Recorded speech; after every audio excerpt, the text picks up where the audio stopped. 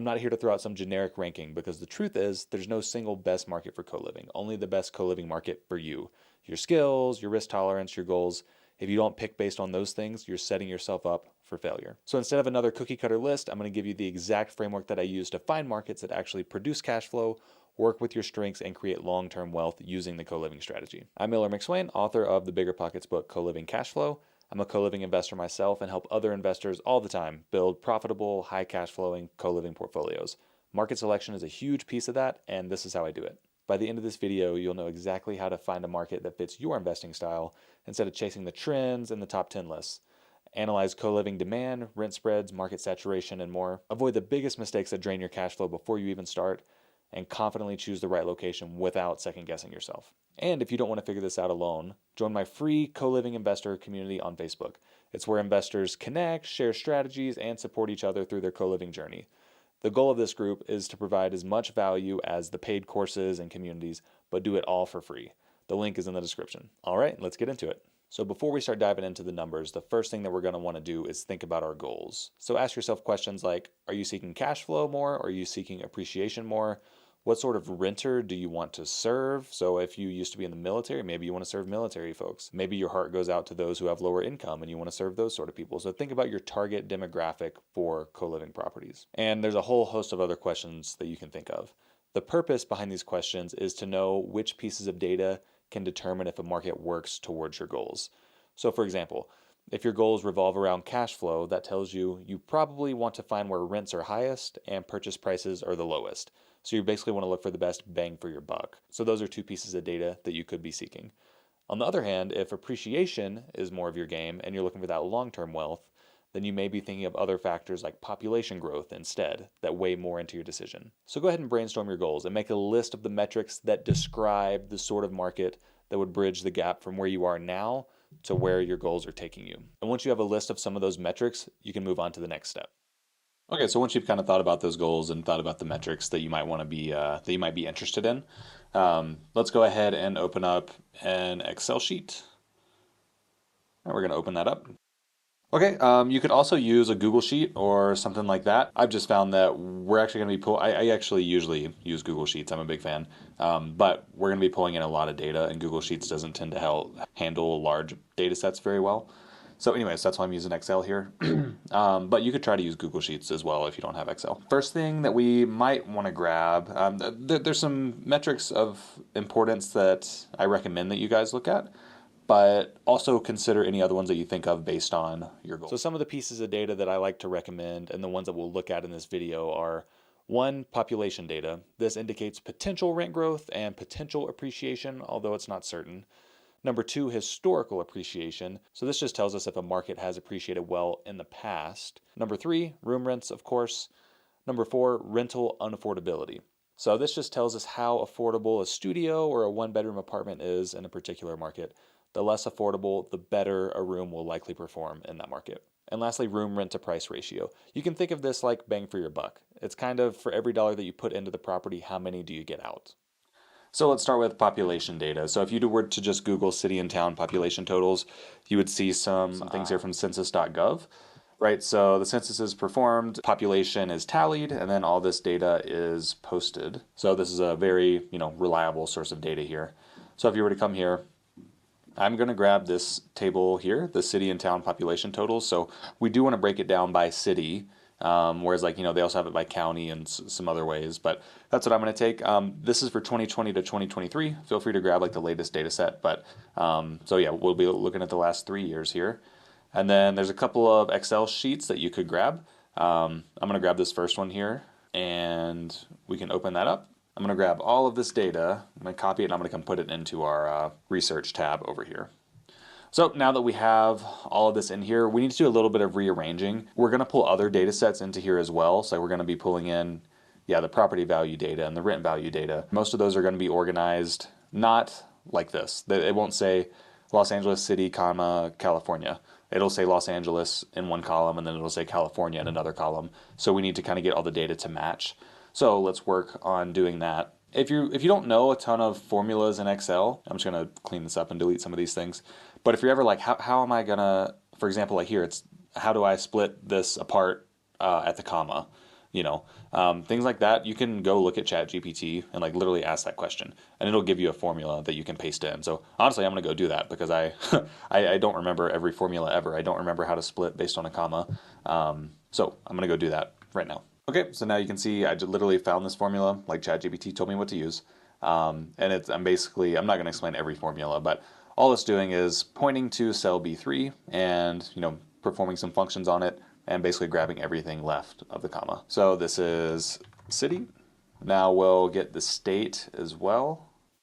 I'm going to go look that up. Okay, now something else we're going to want to do. Right now, state, we grabbed what was right at the comma, but it just says New York. It doesn't say like NY.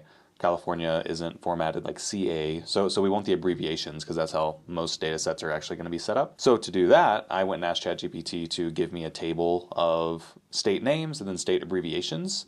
And it gave me this. So I'm just going to grab this stuff. I'll make a new sheet here and paste it in. Now we can come reference this table to basically convert this over to like the abbreviated type name. So one thing I noticed though, this actually grabbed not just New York, it grabbed space New York because there's technically a space after the comma. So probably want to modify this a little bit to trim. That's just going to remove any like spaces or white spaces on the edge of what it pulled out. So anyway, so that'll be helpful there. But yeah, so now I'm going to write up a formula to come look for example, New York, and then whenever it finds it, pull out the abbreviation that's next to it. Okay, so that's done. So basically what I wrote is look for the word New York on sheet 2 in column A. Okay, so look in column A, find New York, and then give me what's in column B that's next to it. That's basically all that is there. So, and we'll name this state abbreviation. So that's good. So we have this. I can hide this. I don't need that anymore. One other thing we're going to want to do that I just noticed, all these have the word city next to them. So like if I were to apply this formula down, you'd see Los Angeles City, Chicago City, Houston City. So we want to remove the word city that's on the end. So I'll just go ask ChatGPT like what's a good way to do that. Okay, so I just made another column and applied the formula that it recommended to get rid of space city on the end. So this is what we need. Basically we need this and we need this for every entry there. So if we highlight these and double click this corner here, that formula will get applied everywhere. And now I don't care about this one so much anymore, and I don't care about this one, but we don't want to delete them because this column depends on this one. The abbreviated state column depends on this one. So we'll just hide them. That's fine. Okay, now we just want to go through and look for any errors. Like for example here, there's a strange error. A good way to do this would be to filter. And now we can just click right here. Oh, hey, there's some weird ones. There's NAs. Just select that and see how many there are. Oh, okay, there's just one. So, it's because District of Columbia. So I'll just overwrite this and put DC. That's fine. I'll remove that filter. No errors in there. So we're doing pretty good. So now we have our population data. Oh, I don't need this anymore either. I'll just hide it because I just don't need to look at it. I'll insert a row up here, and this will be a good way to organize this. So population, you can merge the cells. Okay, so this is our population data for New York, NY, Los Angeles, CA. So this is a good way to have the data formatted to start out. Now it is good to stay organized here, so like we can name this sheet just like summary. This is going to be like, where a lot of our data is stored and we do some math and stuff. And then I'll just name this state abbreviations. Now, another thing that we want to grab, like I said, is property value data. We want to look at, well, what are the properties worth now? How have they changed over time? So a good place to get that is on Zillow.com/data. So let's start out with the home values here. So if you click here, you can see they have different data sets. In co-living, at least in our business, we're typically going after single family homes. So I'll usually down select this to only include single family homes. And then we can go to geography. And again, we want to split it out by city. So then I'll click download and I'll open that up once it finishes. And we're just going to want to copy this and move it over into our market research. So I'll just make a new sheet here and paste it in. It might take a little while. Now we have all of this property value data in here. So now I'll just rename this to, property value data or something like that. On our summary sheet, we want to see, okay, New York, New York. Let's go search the property value data and look for, see, this is what I was saying here. It's formatted as New York in one column and then the state name in another. Los Angeles is the city, and then California in the abbreviated version in the other column. So we're going to search through here and look for New York, for example, and then pull all of this, this data over here so we can have it all in one spot. Now, you can't see what's up here because the columns are too short, but if you were to click in the corner and like double click on this line, you'll see it'll kind of get expanded. So now you can see really what this data is. It's showing, hey, for New York on this month, here was the property value. And then if we were to scroll all the way down, you'll see it shows all the way through, close to the end of 2024. Oh, okay, up to last month in this case. So that's the kind of data that we want to pull over into our summary. But in reality, we don't actually have to pull all of this. Instead, the things that I'm most interested in are, hey, how has the property value changed over time, right? So like, what is the appreciation? And also, what is the current property value? So the reason that I'm interested in the current property value is if I only can afford a $500,000 property, then I'm probably going to end up screening out, New York at 790, LA at $1 million. That's a good way to screen a lot out. Some just might be out of our reach. So let's go ahead and just calculate those two things, and it'll actually be easier if we can just pull just those two items over here to keep things a little bit cleaner. So let's calculate appreciation or property value change, whatever you want to call it. So I'll just call it appreciation. And it's not as easy as you would think. It's not, oh, okay, properties are $790,000 now, and they used to be 245, and it took, 24 years to get there. So you're not like subtracting them and then dividing it by 24. That's actually a little bit skewed. And that's just because of compounding, right? So you have $100 in the bank, you make 3%, cool, it's worth 103 now. But the next year you make 3% again, it's not worth 106, it's not worth $3 more again, it's worth slightly more than that, right? So the calculation's a little bit more complex, don't have to go into it super far, but there's a formula called RRI, and that's actually what we want to use. So what it takes is in per, which is like the number of periods, and then it takes basically current value and future value is how they call it, so or present value and future value. So if we want an annual appreciation, we need to know the number of years since that we're going to be looking over. So I'll just split this out a little bit to make it a little bit easier. So let me just change this to years. And what you can do is grab this date and come subtract out this date. Okay, so that's going to tell you how many days. So now, of course, we can divide that by 365 to get the number of years. Okay, so it's 24.6 years. Okay, so now the appreciation is going to be the RRI. All right, what are the number of periods? 24.6 years. Then the present value and the future value. So present value, really it should be like last value, or old value and new value is how I like to think of it. So let's go grab the old value, so that's this one. And then we can grab the new value, which is this one. And this will tell us 4.8%. So if I were to turn that into a percent and get a little more precise, so 4.86% is the appreciation there. So now I can highlight these and do that double clicking thing again. And yeah, you can see all this data here. Something went wrong. Hold on. Oh, okay. So something important. Let me undo that. So whenever we drug this down, see we're looking at the years here. I'm looking at this date and then that first date. When I drag this down, it pulls it down as well and looks at this. So these aren't dates anymore, right? So all we need to do is come in here, and if you put $signs in front of the letter and the number, it will no longer move. So if I did that, you would see, it's stuck, basically. But we do want these to move up and down, so that's good. So now if we do it, you'll see LA was 6.2%. I don't know where we're looking at here, but something was 4%. Now you see there are some errors in here. Okay. It's because Zillow didn't track data this far back, right? So for Indianapolis, they weren't tracking data in 2000. They started tracking in 2003. Okay, so I made some changes. If this gets a little bit too complicated, I mean, you could just delete those ones that have errors or something, because this did get a little bit more complicated. But basically what I did was, again, went to ChatGPT and I was like, hey, I have a row of data. How do I find out where the first non-empty cell is, right? Because for this one where we had the error, that was the issue. There's a bunch of empty ones here. So basically we don't want to pull, this date and this property value because there's no property value there. So instead we said, hey, where's the first non-empty cell? So it looks in this whole row and it finds, oh, hey, in the 43rd cell from the beginning, we have a number. Okay, so now that we know that, we can know which property value to pull and which date to pull. So you can see that basically it found that all of these started in 2000. It could grab out of the first cell. And this is kind of the formula that was used.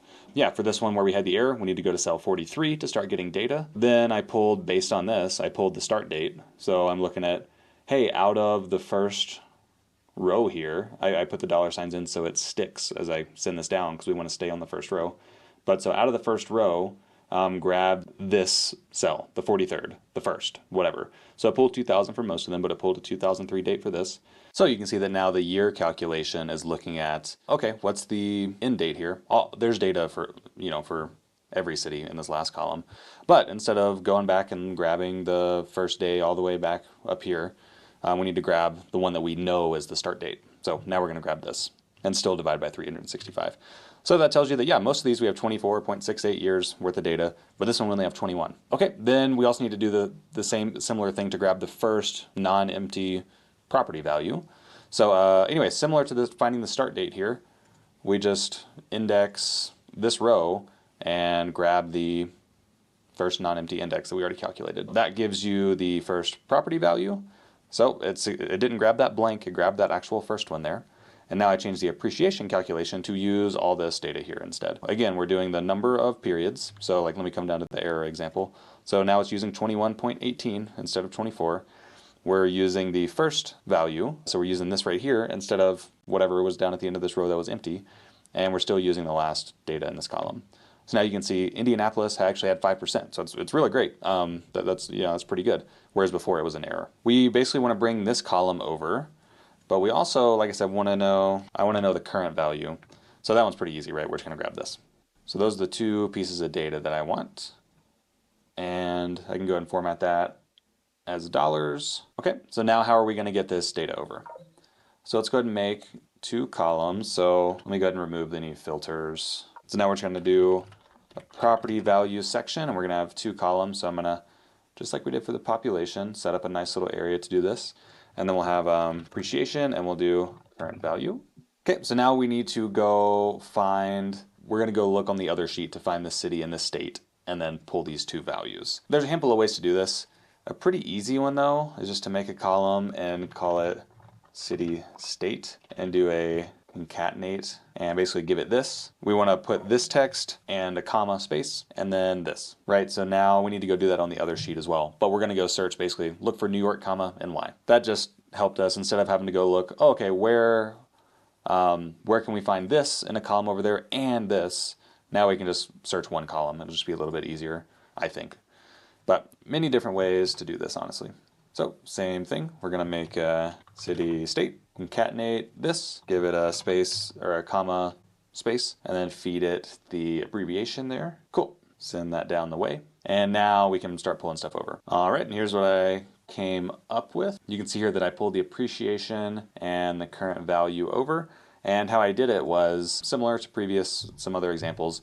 Basically, I'm going and saying, hey, go look in on the property value data sheet on column KY. So KY is the appreciation, perfect. And find the row where this value here, this New York, New York, is found in column G. So basically look through here, find where New York is. Cool, found it. Now go all the way over to the line to column KY and grab that value that's on that row. Okay, and then I did a similar thing for current value. So, okay, all that data is pulled in, but you can see that there are some errors. So let's see what they are. Okay, Indianapolis, it's because if I open this up, the census labeled it a little bit different, labeled it balance, for whatever reason, Indianapolis balance. So if we were to look over here, okay, we have it actually labeled over here as Indianapolis, Indiana. I'll just redo this. Probably spelling this wrong. Almost certainly. Okay, I got it. And so I'll come through here and just work on some of those ended up with errors. A quicker way to do this, like I kind of showed earlier, we can filter, and then I can filter to any with errors. So those NAs. So let's see how many had errors. Okay, there's actually a decent number. But honestly, what I can do here, I'm not going to care about anywhere with, I'll think about it, but definitely anything under 100,000 people I'm not going to care about. So like all of these 20,000s, I don't care to fix. Even all of these. So I'm only going to fix the ones with 100,000 plus. So these are the ones that I'm going to go try to fix, figure out what the naming issue is. Okay, so now you can see for all the ones that had like 100,000 plus, I got everything fixed.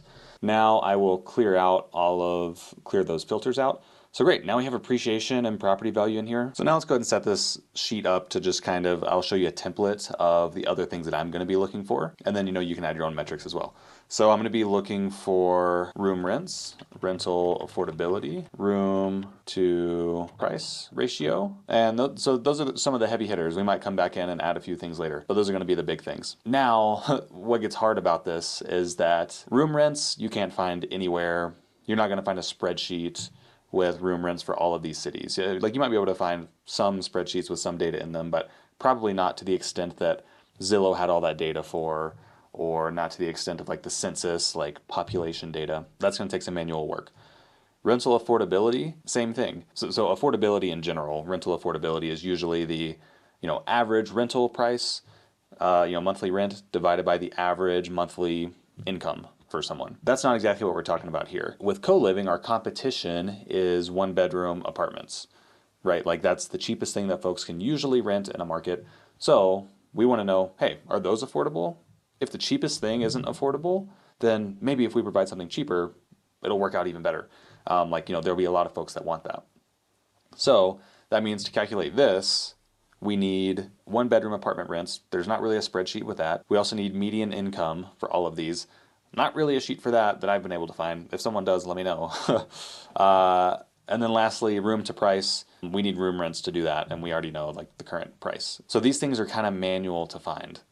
Now also, throw in any other metrics that you want to, that you're interested in. But if you find that you're starting to need some manual data, like you're gonna have to like go do some digging for, we don't want to do that for 1,900 cities. So what do? We filter this list down as small as we can. Like if we can get it to like the top, like even the top like 100 or 200 that we're interested in, I can go Google something 100 times. It does take a while, but right, you're about to spend hundreds of thousands of dollars on this asset, so like it's worth the time. But we still don't want to spend 2 weeks of Googling to find this data for 1,900 cities. So let's whittle this down as far as we can. So if there's any other metrics that you can throw in here that they're like big spreadsheets for, and you can get everything in here, then that's super valuable. But another one that you could put in here is on that Zillow website, they have rental data. They don't have room rents, they just have like standard rents.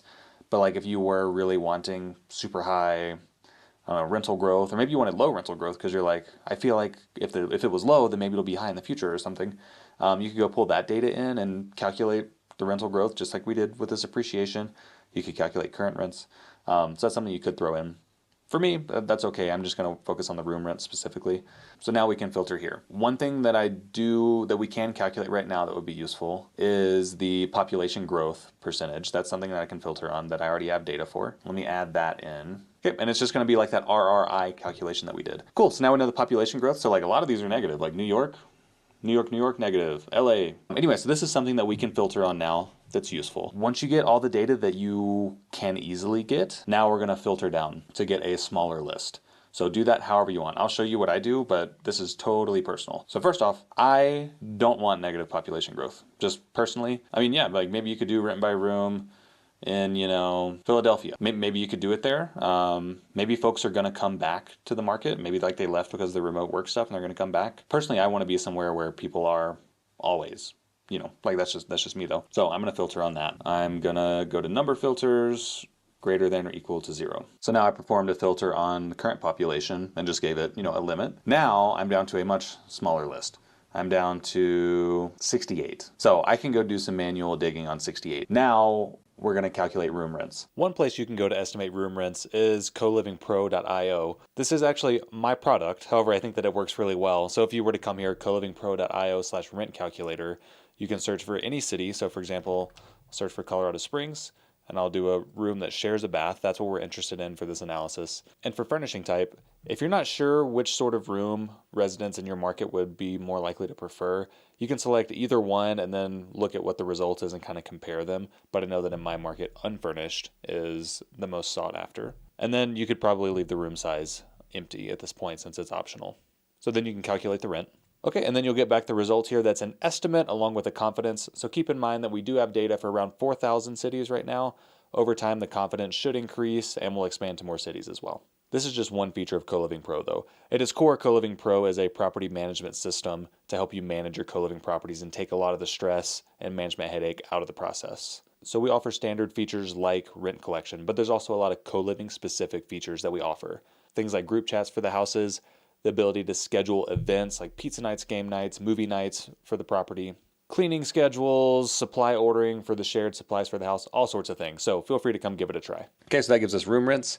Now, again, you can read about it in the book, but room to price ratio, which is kind of showing your bang for your buck. So if we do the room rent divided by the current value, which would be similar to the price, then you'll get a percentage. You could filter again at this point if you wanted to. I'm probably going to keep all of these, but the next thing would be for these metrics that I find really important, is to calculate rental affordability. So the way that I'm defining that is 1-bedroom rents in that market divided by the median income. All right, so we need to find the median income. I just paused it and did it, but the way that I did it was I went to PayScale. So if you just search something like PayScale salary Columbus, Ohio, then you'll find a page like this. And if I were to click on it, you would see it's $75,000 a year. So that gives us this. Now, if we grab the 1-bedroom rent, once we have that, then we can move forward with this next calculation. Okay, and I've been misspeaking. I've been saying 1-bedroom rent. Really, we should be looking at studio rents, right? Because that is their cheapest normal alternative. Just filled those out. The way that I did that was with apartments.com. So if you were to search apartments.com, and then whatever city average rent, then you'll see this here from apartments.com, and you can see the studio rents here. You can see the other ones as well, along with the square footages and stuff. I filled all of those out there. So now that we have studio rents, we can calculate rental affordability. So like I said, that's how much is rent, how much of someone's income are they spending on rent, right? So basically how you calculate that is rent divided by their income. But you got to be careful because these rents are monthly and this income is annual. We need to do monthly rent divided by monthly income, or annual rent divided by annual income, right? So now it's monthly rent divided by monthly income. So now we need to figure out how to balance these things. Like, hey, this is bad, but this is good. On this other one, they're both medium. They're both decent. This is decent and this is pretty good. So how do you combine all these factors and really, come up with your own top list? So what I like to do at this step is, right now we're filtered down to all these things. You could accidentally undo a filter and then, lose all your progress and all that kind of stuff. So I like to go ahead and get this onto a separate sheet at this point. It's like, this is, this is very filtered at this point. So I would go ahead and start a new sheet, and then you can grab all your data here, and we can come over here and paste it. So now we have a lot of good generic data, and that's great. But it is best if you niche down and gather data on the particular renter demographic that you're going after. So in the book, I dive into all the sorts of different renter types for the co-living strategy. But for example, if you want to rent to college students, you might want to gather data and add a column for college enrollment in that particular city. If you plan on renting to military, then there's a report that comes out every year that kind of details the active personnel at each base. So you could use that to add into your analysis. For this video though, we'll stick to the generic data that we already have, but it is best if you could add more columns with data specific to the demographic that you're targeting. Now we need to combine all of the data into a single score that finally tells us which market is best for us. Basically what we're going to be doing is like a weighted scoring method is what it's called. So like a weighted score. So first let's start off by making a new sheet. And now we want to write down here on the left any metrics that we really care about, okay? In this case, the things that I'm probably going to most care about here, I do care about appreciation. I'm going to write that over here. I also care about room to price ratio. I'm gonna write that one down. And lastly, I personally care about renter affordability. So that's the other one I care about. So now make a column called weight, and we're gonna basically fill these up with how much we care about these. So these are going to be percentages, and it just needs to add up to 100%. So for example, room to price and affordability, I really care about those. So we can say probably like this.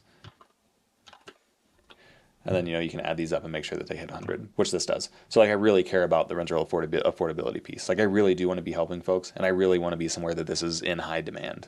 Room to price, I want it to be, not super duper hard to find the right property that, can produce cash flow. So that's important. And I really do want long-term appreciation. That is important to me. Okay, so now we have our weights defined. Now we need to come do some calculations. And let's go ahead and throw up a new column next to them. So now we just need to calculate the individual score. So this isn't our weighted score. This is just a score for each one. So all you need to do is divide this by the maximum in the list. So basically this is just going to kind of rank it for us, right? So this is going to show us, hey, this is in the 58th percentile. So I'm going to do that for each of these. Okay, so I have each of the ones that are important to me scored.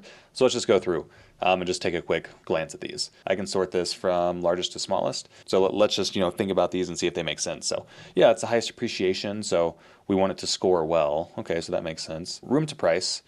Let's go ahead and sort that one. Okay, so this one, yeah, this one here scored the best, Oklahoma City. So it had 0.34%. Okay, is that good that it's the highest? Yeah, that's that basically means that yeah, you get a lot of bang for your buck. Okay, and then over on rental affordability, let's see what this looks like. So I sorted it, to where rental affordability, largest to smallest. And now if we look here, yeah, you'll see that the highest percentage here corresponds to the highest score, which is what we want, right? Because this is honestly, I should rebrand this. This is rental unaffordability. That's really a better way to say it. So the more unaffordable it is, the more money someone's having to put towards rent out of their income, the higher percentage that they're having to put towards it, the better for us because it just means that there's more demand, right? For our cheaper type product. So all these seem right. The reason that we went through and checked all of that is because there could be some metric that's actually inverted from that. So for example, if you were looking at a metric like, I don't know, vacancy, and you wanted vacancy to be low, and you come through here and you have a bunch of vacancy terms, there's a market where it's 1% and then there's one where it's 10%. If you use this formula, the market with the 10% vacancy is going to show up at 100%, even though you might be looking for a market with low vacancy. So if you do find a metric like that where you actually want the lower number to score the highest, all you need to do is come into the formula and change it to 1 minus, and that'll basically invert the score. But in this case, this is all good. Okay, so now we just need to create one like total score to kind of combine all of these based on our preferences for what we want out of a market and out of a property. And anyway, get a final score that we can kind of check out and evaluate. So I'm gonna just remove all the filters there. I'm just gonna name this like combined score. And the way we're gonna calculate that is we're just gonna grab each of these scores. So I'm gonna grab this one here and multiply it by its weight, the weight that we gave it. I'll just multiply appreciation by the appreciation weight. Make sure to give it those dollar signs so that it sticks. And then plus, we'll do this one times its weight. And you could do this for any number of, you could have 10 factors here if you wanted to, as long as they add up to 100%, you'd be fine. All right, I made that sticky. And then the last one here. All right, so that gives us a combined score there. And now let's roll all this down. Okay, so I actually have not even looked at this yet. So I'm interested to see what we have here. But if we add a filter, now we'll see what has the highest score. So based on the things that I want, St. Petersburg, Florida is the highest. Why is that? So it looks like maybe like the second or third highest appreciation. Okay, and that was important to me based on my scores. Has decent room to price, kind of middle of the pack room to price maybe. And then you'll see it's very unaffordable. The rents versus the typical income is really, skewing it here. So that's the best one. And there's a handful of other ones in here. So the point of this was now we went from 1900 cities down to 70 or whatever. And we can take this now and just grab like the top 10 or so and start digging in what we'll call phase 2. But what's interesting here is if you scroll down, you'll see the market that I invest in, it's actually not great for what I want out of a market. And so why is that?